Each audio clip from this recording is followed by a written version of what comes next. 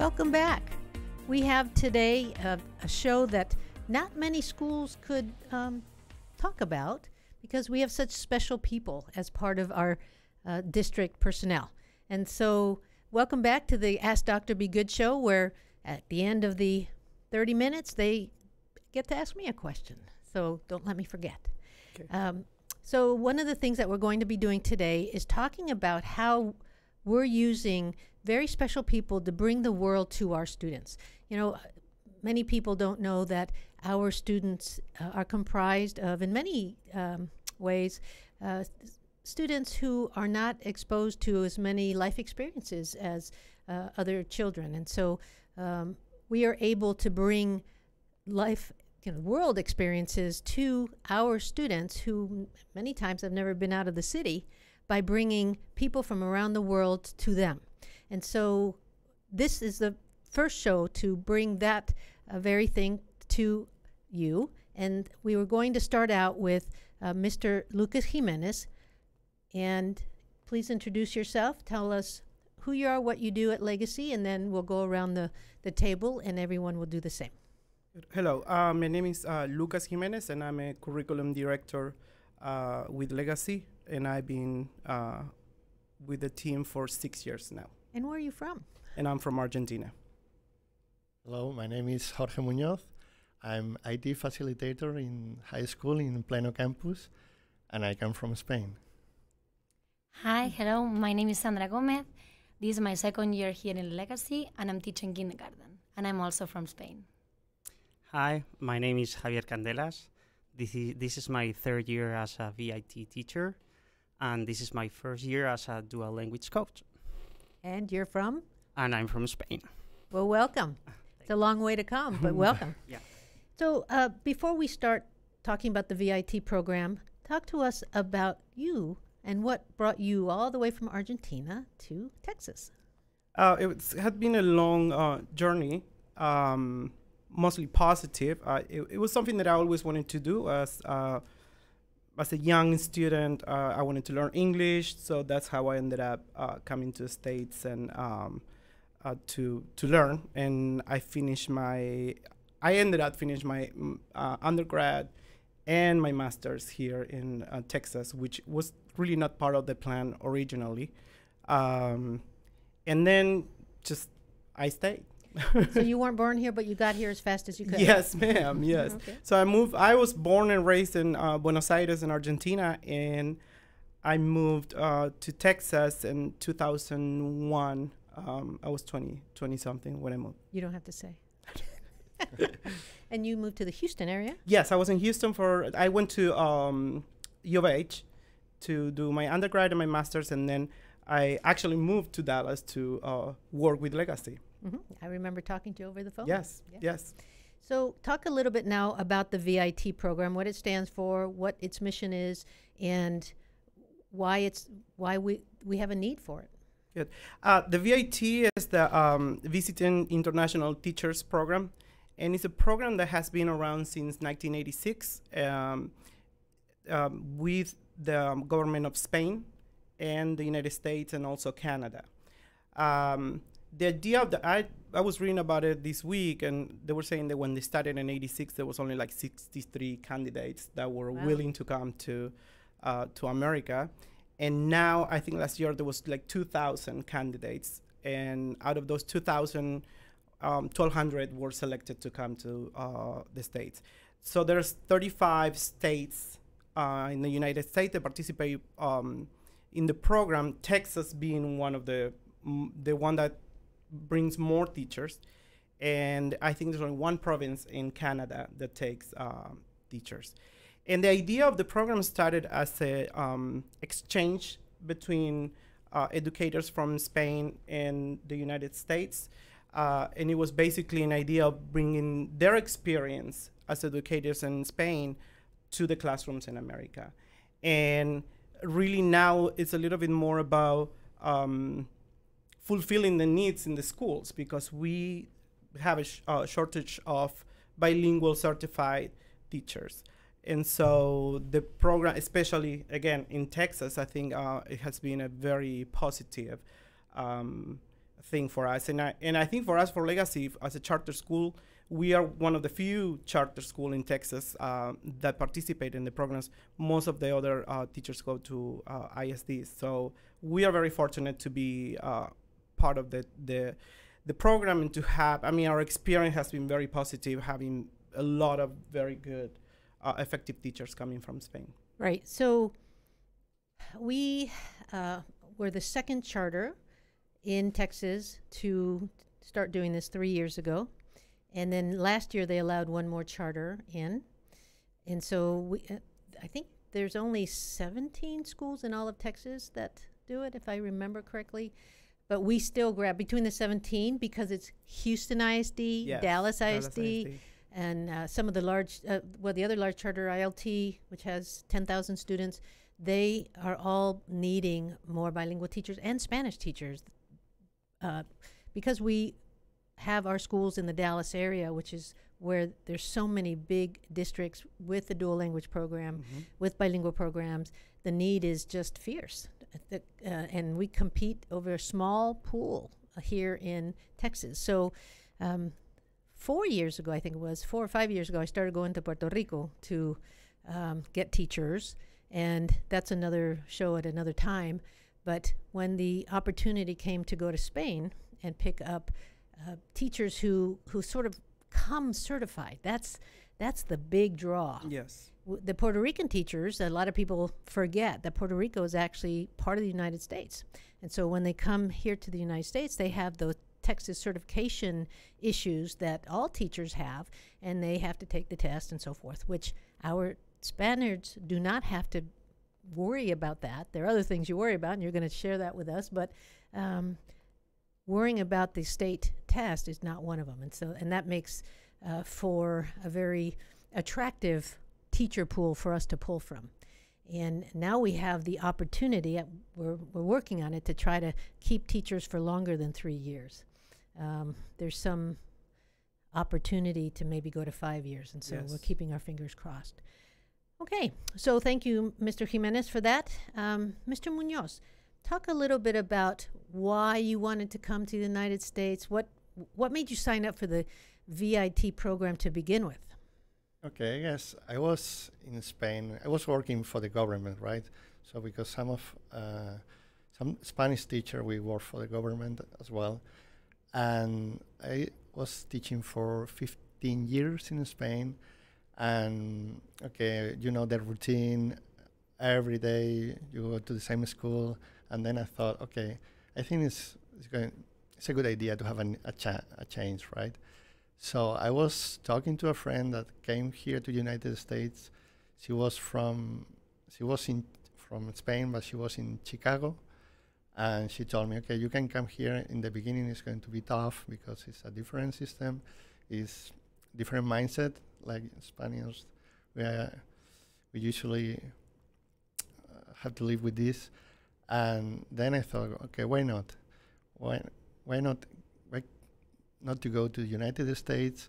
I came with my family as well, with my wife and children, and I thought it could be a good idea for them to open their mind, learn the language, English, to have a proficiency command of English in 2 or 3 years. I guess could be a good idea for us. And then I applied for the job post I could find on the internet, and that was the beginning. The rest is history, Yeah. as they say. Well, thank you. We'll come back to you. Thank you. Ms. Gomez, talk a little bit about why you thought that you wanted to come to Wild and Woolly, Texas. Well, it happened kind of the same as Mr. Munoz. I was working in a public school, and then another teacher told me, Sandra, why don't you try the experience? I have a friend that went there, and she was just happy and having their American dream. It was really hard at the beginning, and then I applied because I wanted to have another experience. And as I did my internship before in Denmark, it was not enough for me. And I'm always need something else to do, and I need a challenge. That's why I applied for the job, because I wanted to be more prepared maybe for the world, and more multicultural, and then get ready for our real world.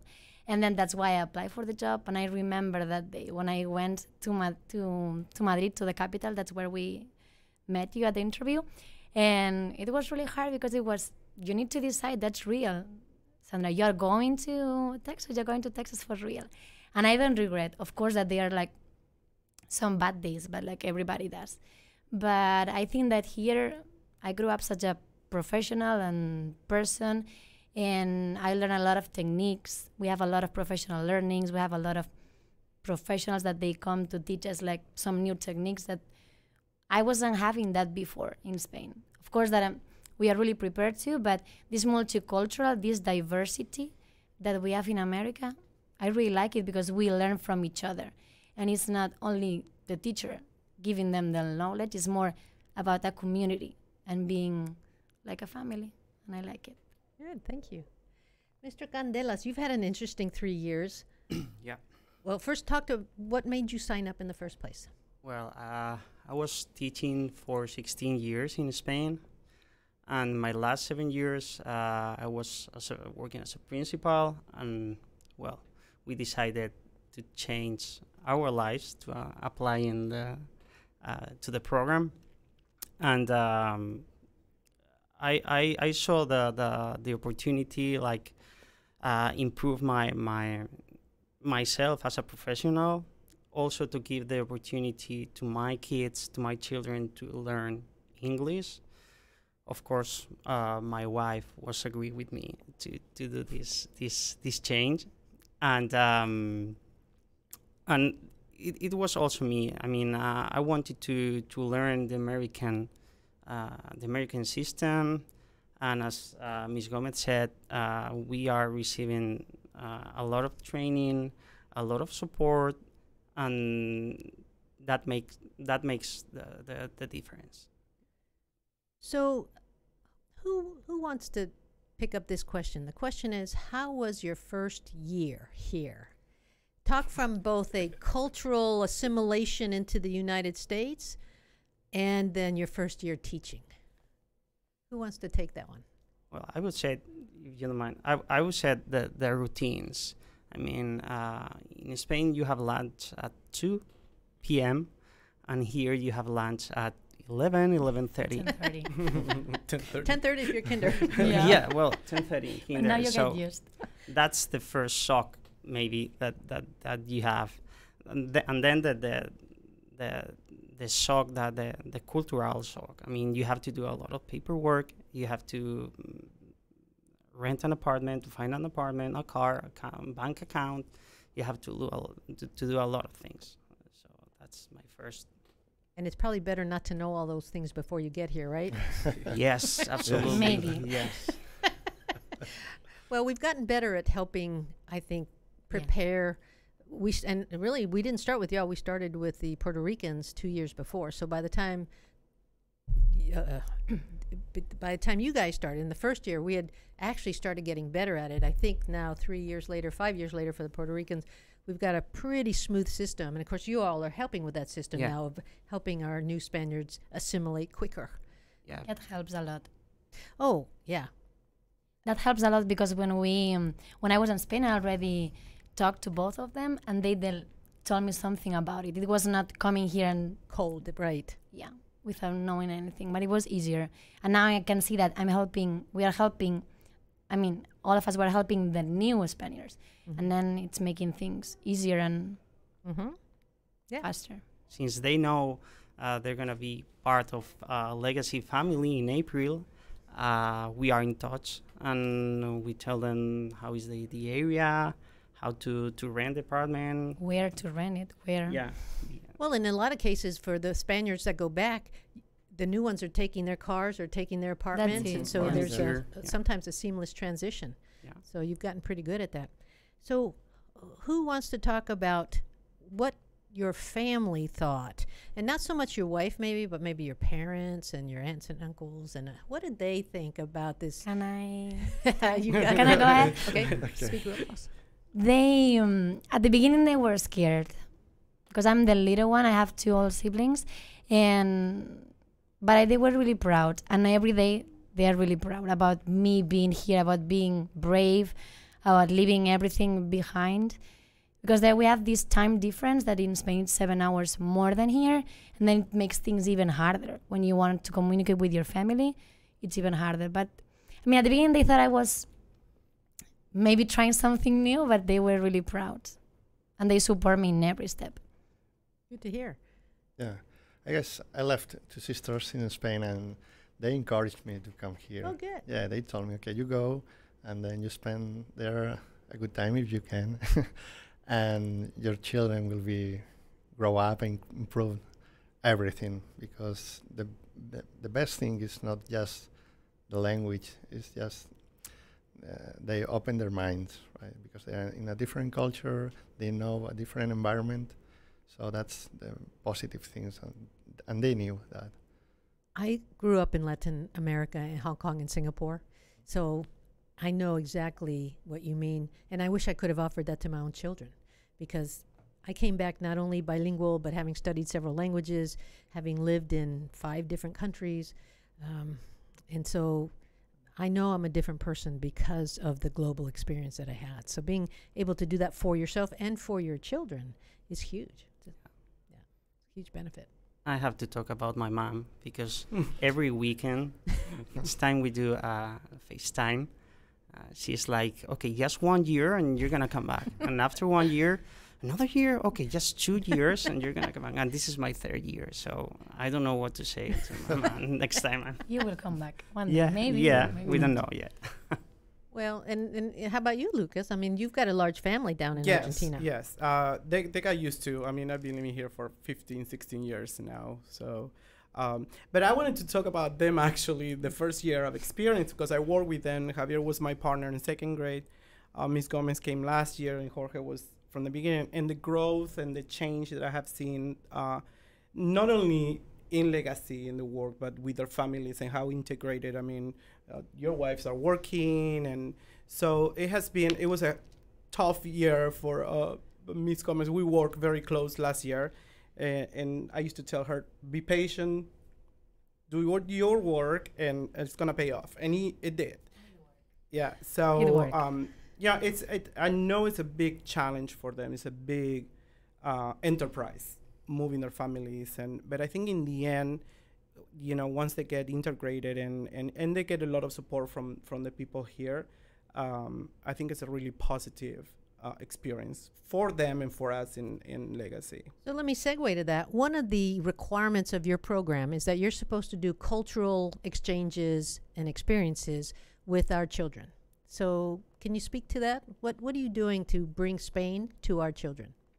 Last year, what we did in kinder, we sent a letter in Spanish about some maybe simple things, but for them it was a big deal. And then we sent a letter, and then my school from 2 years ago, they sent us another back, telling something, my favorite colors, my favorite animals, what do I like to do.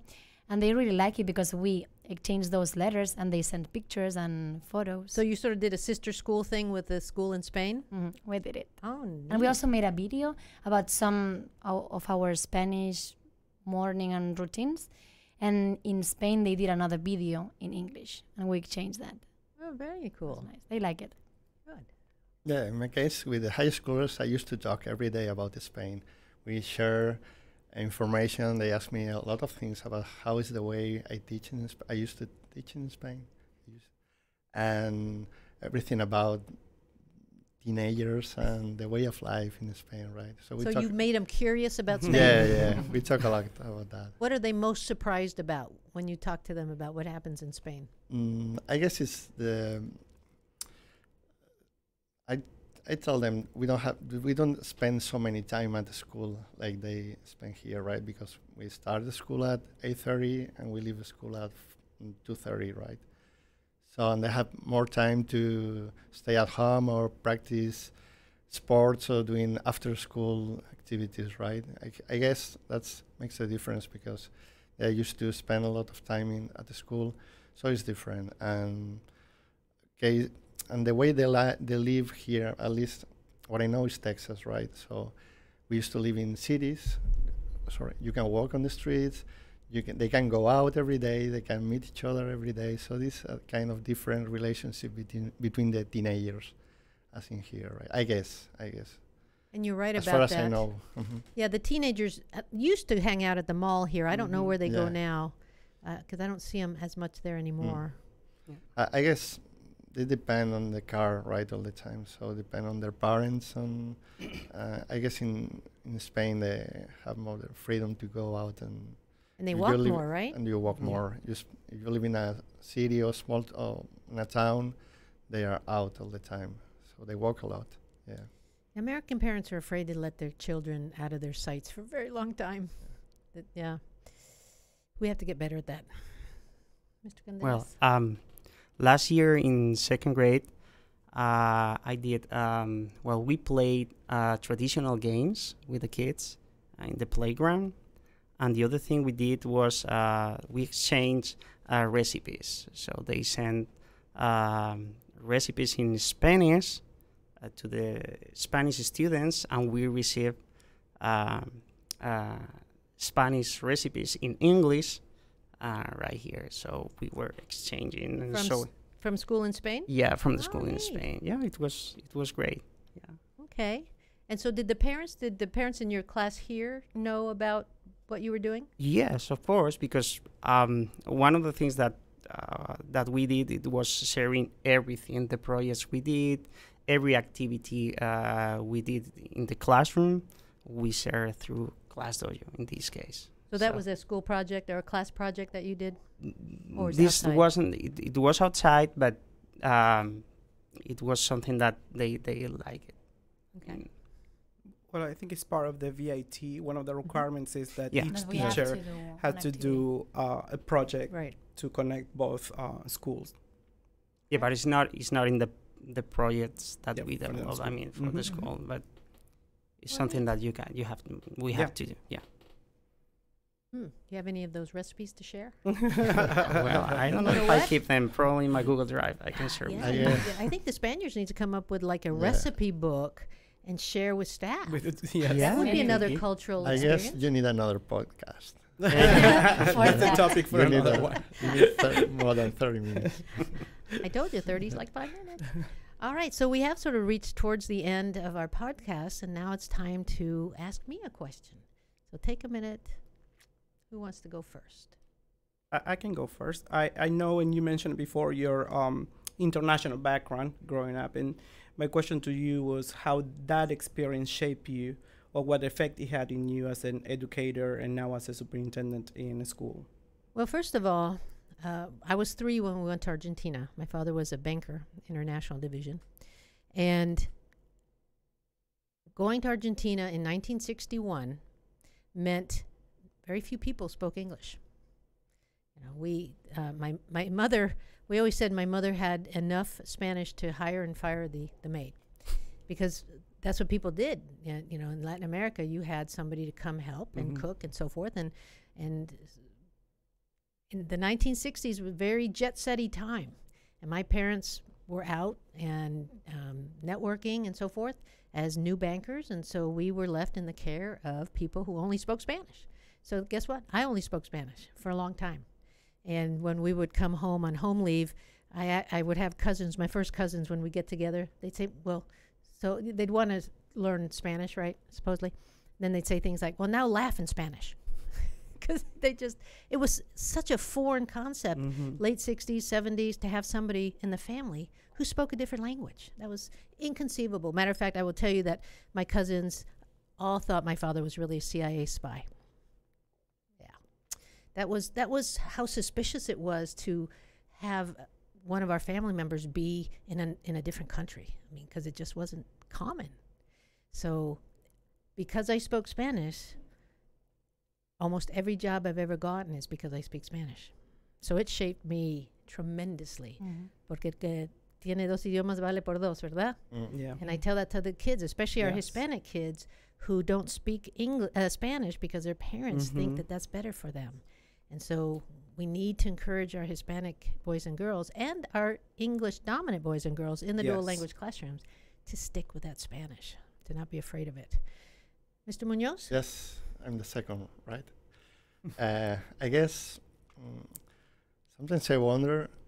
Okay, I guess you are the brain of this school, right?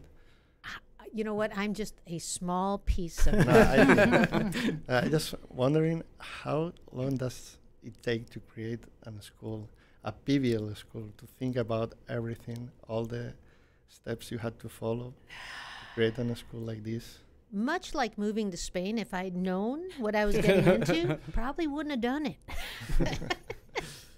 it. So I was supervising the lowest performing middle schools and high schools in Dallas ISD, and there was an external monitor, somebody from the state that I had been walking the schools with for years, and he came up to me and he said, "Hey, I know somebody who's writing a charter, but they need somebody to write the educational part of it. Would you be interested? And if the charter is accepted by TEA, would you like to be superintendent?" I said, "Well, okay." And what did I know? Because I'd never been superintendent before. Again, most of us do risk taking because we don't know what's on the other side, and that's probably the best way to take risks, is to not know. And so I wrote the educational part. It was accepted the first time, which is not common, and then opened 3 schools at the same time while being principal of 2 of them. I don't know how I did it. Looking back, you just do one day at a time. You hire really good people to help you out, and then keep hiring really good people, and treat the ones you have well so that they want to stay with you. That's a sort of a short answer to a very big question. But being a public school in today's public school arena is, I think, more difficult than it should be right now, but we're working on our legislators to maybe help us with that. But thanks for the question. Ms. Gomez? If you will have to choose one grade level to teach, which one would you choose and why? Which subject? I can tell you right off, it would never be kinder. I bless those kinder teachers. I think you guys really are little angels with little halos on your heads, because I don't know how you do it. I was in your classroom the first day of school this year, bringing kids back, your little runners who wanted to follow mommy out the door. Bless your heart. Now they love you. It didn't take them long, 3 days. Vámonos. They want to stay. But and I have taught 2nd through 8th grade, and I will tell you that I can't pick a grade, but I can tell you that I loved middle school. Middle school was really a fun. Those kids are unique and they have special issues, but with people who look forward to working with them, they can be angels. And so I would say that if I had to go back to the classroom, I'd want to go back to middle school. So thanks for asking. Okay, thank you. Are you going to keep bringing Spanish teachers?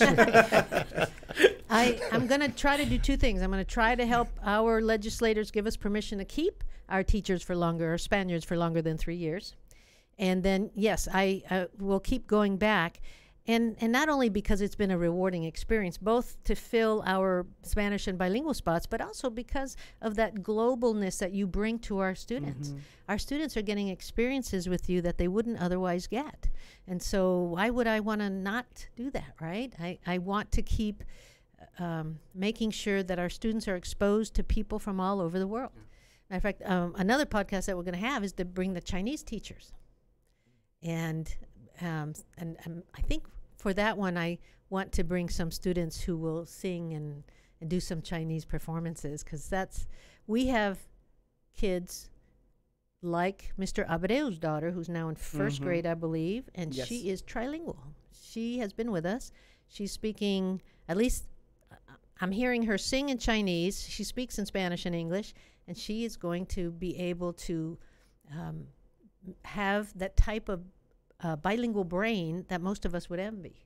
So that is our goal, is to get our students to be trilingual by 6th grade. Well, we've come to the end of the program. I want to thank you again for taking time to to tackle our Dallas traffic and get here on time like you did, and keep doing good things in the classroom. Thank you. We hear for nothing but tuning good in to things the about Ask all of Dr. you. Be Good Thank you. Thank you. Thank you. Thank you.